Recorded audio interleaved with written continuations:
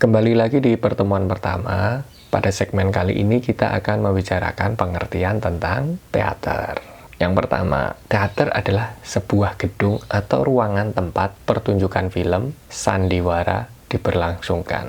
Yang kedua, teater adalah ruangan besar dengan deretan kursi-kursi ke samping dan ke belakang untuk mengikuti kuliah atau peragaan ilmiah. Yang ketiga, teater adalah pementasan drama sebagai suatu seni atau profesi. Yang ketiga ini mengartikan bahwa drama sudah menjadi satu cabang seni ya, atau juga menjadi profesi. Kita kenal misalnya istilah sastrawan. Maka orang-orang yang bekerja di bidang teater biasanya disebut sebagai teatrawan. Definisi tersebut tepat apabila kita mengacu dari asal kata teater itu sendiri ya. Dari bahasa Yunani, yaitu teatron, yang mempunyai arti gedung pertunjukan atau tempat pergelaran sandiwara. Jadi semuanya mengacu pada tempat ya. Tapi kita coba lihat dari padanan istilah yang lain. Misalnya, ini ada spectator atau penonton, dari kata spectator yang artinya menonton. Sehingga kita kemudian kenal bahwa dalam teater biasanya ada spektakel. Kemudian ada juga auditorium dari kata audiere yang berarti mendengarkan. Dari semua istilah-istilah yang telah kita sebutkan sebelumnya, semuanya berkaitan dengan fisik sebuah ruangan. Tetapi tidak sembarang ruangan ya.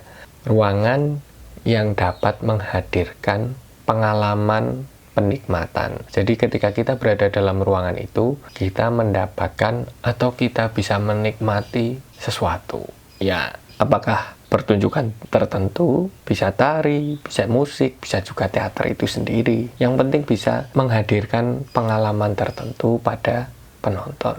Berikutnya, ternyata teater mengalami perluasan makna ya, yaitu teater dalam dunia seni pertunjukan juga dimaknai sebagai peristiwa pertunjukan. Karena sifatnya sebagai sebuah peristiwa, teater hanya bisa dinikmati satu kali saja. Walaupun dalam praktiknya mungkin suatu saat kita menonton pertunjukan dengan judul yang sama 3 hari atau seminggu berturut-turut dengan naskah atau judul yang sama. Sebenarnya kita menonton atau menikmati 3 buah pertunjukan yang berbeda. Karena sangat mungkin ada perbedaan di malam pertama, malam kedua, sampai malam ketiga. Kita tidak akan bisa menikmati pertunjukan yang sama persis. Dan pengalamannya pun bisa jadi berbeda-beda antara malam pertama, kedua, dan ketiga. Itu yang pertama. Lalu teater juga dimaknai sebagai sebuah rangkaian yang menyertai peristiwa pertunjukan itu. Jadi teater juga sudah dimaknai ketika ada sebuah kelompok atau misalnya rekan-rekan mahasiswa sekalian itu memilih naskah, kemudian latihan, kemudian menyiapkan dekorasi, menyiapkan tata panggung, dan lain sebagainya. Itu juga disebut sebagai teater,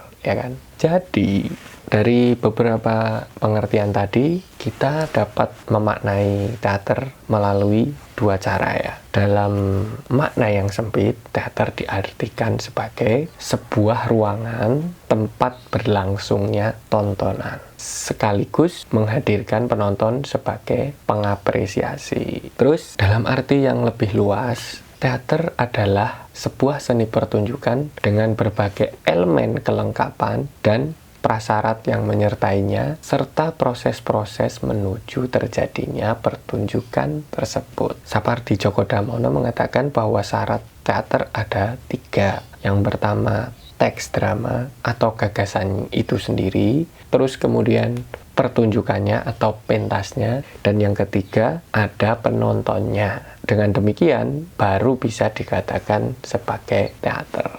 Jelas ya di sini pengertian mengenai teater. Cukup sekian, kita ketemu pada segmen berikutnya.